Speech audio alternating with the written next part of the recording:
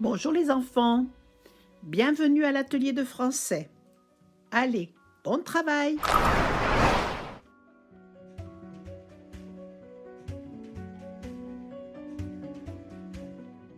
Alors nous allons reprendre aujourd'hui la belle histoire de Hans et Gretel.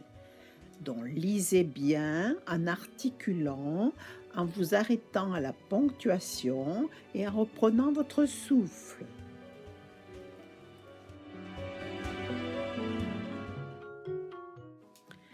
Quand la lune se leva, ils se mirent en route. Mais les deux enfants marchèrent toute la nuit et le jour suivant, sans trouver à sortir de la forêt. Ils mouraient de faim, n'ayant à se mettre sous la dent que quelques baies. Ils étaient si fatigués que leurs jambes ne voulaient plus les porter. Ils se couchèrent au pied d'un arbre et s'endormirent. Ils reprirent leur marche, s'enfonçant toujours plus avant dans la forêt. À midi, ils virent un joli oiseau sur une branche, blanc comme neige. Il chantait si bien que les enfants s'arrêtèrent pour l'écouter. Quand il eut fini, il déploya ses ailes et vola devant eux. Ils le suivirent jusqu'à une petite maison, sur le toit de laquelle le bel oiseau blanc se percha. Quand ils s'en approchèrent, ils virent qu'elle était faite de pain et recouverte de gâteaux. Les fenêtres étaient en sucre. « Nous allons nous régaler, dit Hansel, et faire un repas béni de Dieu. Je vais manger un morceau du toit. Il a l'air d'être bon. »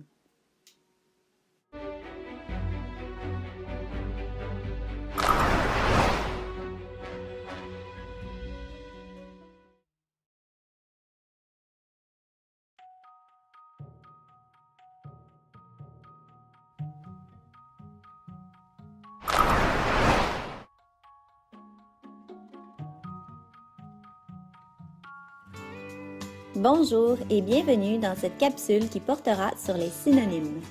Tout d'abord, sais-tu ce que sont les synonymes?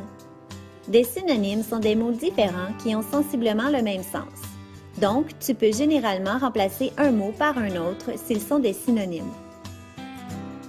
Pourquoi, selon toi, doit-on utiliser des synonymes? Les synonymes servent à enrichir un discours. Afin d'éviter les répétitions, il est préférable d'utiliser des synonymes. De plus, certains synonymes apportent une meilleure précision à ton discours. Te souviens-tu du texte « Au pays des mots » d'Agnès Schein? Il était interdit aux élèves de prononcer les mots en « et ». Quels moyens les élèves auraient-ils pu utiliser dans cette situation? Les synonymes, bien sûr. Prenons un exemple. Si Gus avait voulu dire la phrase suivante « Je suis venu à l'école en bicyclette », par quel autre mot Gus aurait-il pu remplacer le mot bicyclette? Par le mot vélo. Eh oui, le mot vélo a le même sens que le mot bicyclette. Tu vois la même image dans ta tête? Ce sont donc des synonymes. Prenons maintenant un exemple qui démontre qu'un synonyme peut apporter une meilleure précision à ton discours. Dans la phrase « J'aime la pizza », tu peux remplacer « aime » par « adore », car l'un est le synonyme de l'autre. Effectivement, tu peux très bien dire « j'adore la pizza » sans changer le sens de ton discours. Cependant, remarques-tu que le mot « adore » ajoute une plus grande précision à ton message? Il précise que tu aimes beaucoup la pizza. Par contre, attention, certains mots semblent être des synonymes mais ne le sont pas, car des synonymes doivent faire partie de la même classe de mots. Par exemple, prenons les verbes sauter et bondir. Ce sont des synonymes puisque ce sont tous les deux des verbes et qu'ils ont sensiblement le même sens. Tu peux alors les remplacer l'un par l'autre. En effet, tu peux très bien dire « J'ai vu une sauterelle sauter sur moi » ou « J'ai vu une sauterelle bondir sur moi ». Crois-tu également que le mot « saut » est un synonyme du mot « sauter » ? Non, puisque ce n'est pas un verbe. Le mot saut est un nom. Reprenons la phrase « J'ai vu une sauterelle sauter sur moi ». Tu ne peux pas dire « J'ai vu une sauterelle sauter sur moi ». Ça n'a pas de sens. Tu comprends? Le mot « saut » ne fait pas partie de la même classe de mots que le mot « sauter » et ne peut donc pas être son synonyme. Ah oui, un petit conseil.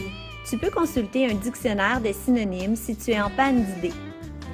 Alors voilà, c'est tout pour cette leçon. J'espère qu'elle te sera utile. Created using Powtoon.